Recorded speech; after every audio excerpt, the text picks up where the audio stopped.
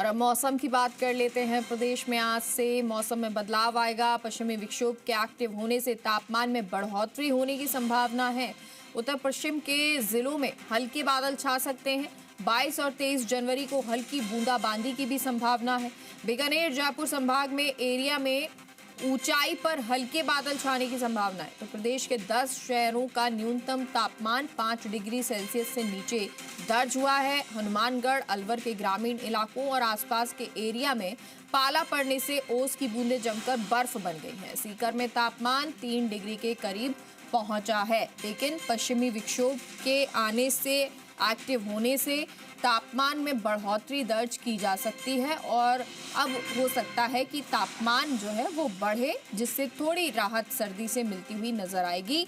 लेकिन फिलहाल अगर अभी तक की बात करें तो तापमान जस का तस बना हुआ है और उसकी वजह से सर्दी, ठंड कड़ाके की पड़ रही है।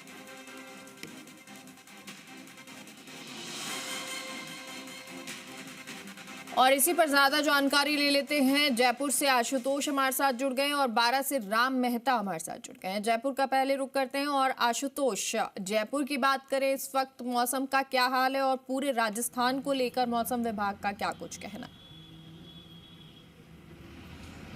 देखिए, जहाँ तक मौसम विभाग जयपुर की बात करें तो राजस्थान के मौसम को लेके 22 तारीख को 23 जनवरी को लेके एक अलर्ट किया गया है। ये हल्की बूंदाबांदी का एक अलर्ट है कि संभावना है कि राजस्थान के कुछ हिस्सों में बूंदाबांदी का जो असर है, ये आसमान में जो बादल हैं वो देखने को मिल सकते हैं। जहाँ तक आज से जो एक बड़ा बदलाव देखने को मिलेगा वो एक पश्चिमी विक्षोभ के एक्टिव होने की जो बात है वो सामने आ रही है।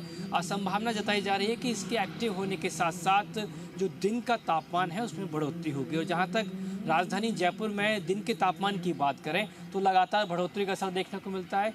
हल्की गर्माहट का एहसास हो रहा है और जो धूप है वो अब थोड़ी सी तेज़ जो उसका असर है वो अब नज़र आता है। जहाँ तक जयपुर के मौसम की बात करें, फिलहाल पूरी तरीके से जो जयपुर का मौसम है वो खुला हुआ नज़र आएगा। किसी भी तरह की जो धुंध है वो यहाँ देखने को नहीं मिल रही है। बात करें 10 शहरों की, राजस्थान के जो न्यूनतम तापमान है वो 5 डिग्री से सेल्सियस से नीचे दर्ज किया गया। हनुमानगढ़, अलवर के जो ग्रामीण क्षेत्र हैं, यहाँ के आसपास एरिया में जो पाला पड़ने से ओस की जो बूंदें हैं उनका जो असर है वो देखने को मिला है। और पिछले 24 घंटे में अगर ठंड के असर की देखें तो अलवर और फतेहपुर में सबसे ज़्यादा जो ठंडा अगर कोई रहा तो अलवर और फतेहपुर यहाँ है, जहाँ पे न्यूनतम तापमान जो है वो 5 डिग्री सेल्सियस दर्ज किया गया है। तो पिछले 24 घंटों में अगर राजस्थान की बात कर लें तो कुल मिला के जो सभी शहर हैं उनका अधिकतम तापमान 21 से 30 डिग्री सेल्सियस के बीच के आसपास दर्ज किया गया है। तो मौसम विभाग ने जो संभावना जताई है आज से जो पश्चिमी विक्षोभ के एक्टिव होने की, उसका जो सीधा सीधा जो असर है अब वो हल्की सी गर्माहट देने की तरफ इशारा करता हुआ नज़र आता है। जहाँ तक जयपुर की बात करते हैं तो दिन में जो गर्मी का असर है वो अब थोड़ा सा बढ़ता हुआ दिखाई दे रहा है। कल की ही बात करें, क्योंकि जयपुर में एक साहित्य का बड़ा जो महाकुंभ है उसका आयोजन किया जा रहा है, JLF का आयोजन किया जा रहा है। वहाँ क्योंकि बड़ी संख्या में बाहरी लोग भी पहुँच रहे हैं, जयपुर वासी भी पहुँच रहे हैं, तो वहाँ जो क्योंकि काफ़ी भीड़ एक ही जगह रहती है तो ऐसे में जो गर्मी का असर है वो काफ़ी ज़्यादा दिन में देखने को मिल रहा है। लेकिन जैसे जैसे जयपुर में शाम हो रही है या सुबह जल्दी जब रहती है तो ठंड का और हल्की हवाओं के असर के चलते ठंड का एहसास है। लेकिन फिलहाल सर्दी से राहत जयपुर को मिलती हुई दिखाई दे रही है। और आज से जो पश्चिमी विक्षोभ एक्टिव हो रहा है उसका पूरे राजस्थान में आज से एक नज़र है वो आ सकता है, जो असर है वो देखने को मिल सकता है। बिल्कुल, तो ये असर जो है वो नज़र आएगा तो थोड़ी सी राहत लोगों को मिलती हुई भी नज़र आएगी। सर्दी जो कड़ाके की पड़ रही थी उसमें थोड़ी सी राहत होगी। 12 से राम जुड़े हुए हैं। राम, 12 में क्या कुछ मौसम का हाल है? तापमान में कोई बदलाव? किस तरह की सर्दी इस वक्त पड़ रही है?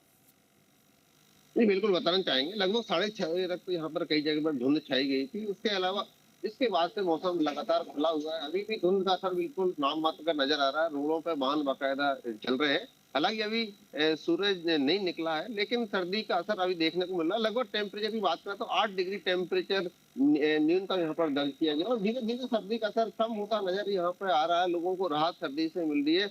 जिस तरह पिछले दिनों कड़ाके की सर्दी से जनजीवन प्रभावित रहा था, तो अब लगातार तापमान बढ़ने से अब थोड़ी राहत लोगों को महसूस हो रही है। दिन में दोपहर में पूरी तरह से धूप खिली होने से लोगों को बड़ी राहत मिलती है। लेकिन सुबह शाम इस तरह टेम्परेचर तापमान में कम रहता है तो ठंडक महसूस होती है और लोग अलाव जलाकर कई जगह पर अपना खुद का तापमान बढ़ाते नजर आते हैं। और जिस तरह से खेतों की बात करें, जमीनों की बात करें, तो सर्दी का मौसम जो फसल होती है, रबी की फसल होती है, उसके लिए फायदेमंद होती है। और किसानों को इस जो सर्दी पड़ी है उसको बड़ी राहत में मिली है किसानों को। और अभी भी सर्दी का एहसास है तो कहीं ना कहीं किसानों को ये राहत अभी भी फसलों को मिल रही है। बाकायदा ओस सुबह सुबह ओस पड़ती है जिससे भी एक तरह का खेतों में पानी मिलता है ओस के चलते, तो उसको फसलों में राहत मिलती है। तापमान लगातार बढ़ता जा रहा है तो कहीं ना कहीं अब सर्दी का असर कम कम होते दिखने लग गया। लगभग आप माने मकर संक्रांति यानी कि 14 तारीख के बाद में जिस तरह पुरानी मान्यता उसके अनुसार लगातार तापमान बढ़ता है। इस तरह के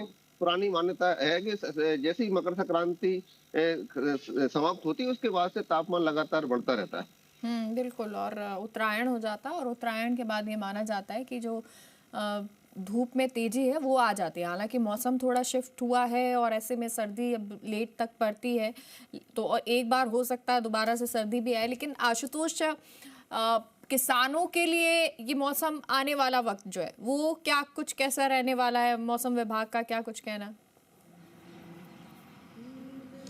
देखिए बहुत ज़रूरी होता है जैसे मेरे सहयोगी ने बताया, क्योंकि देखिए गेहूं की फसल के लिए सबसे ज़्यादा ज़रूरी है कि इस टाइम बेहतर ठंड जो है वो सूट करती है गेहूं की फसल के लिए। अगर ठंड का असर ठीक ठाक देखने को मिलेगा तो समूचे राजस्थान में जो गेहूं की फसल है वो अच्छी देखने को मिलती है, क्योंकि देखिए होली के आसपास से जो फसल के कटने का सिलसिला है वो शुरू हो जाता है।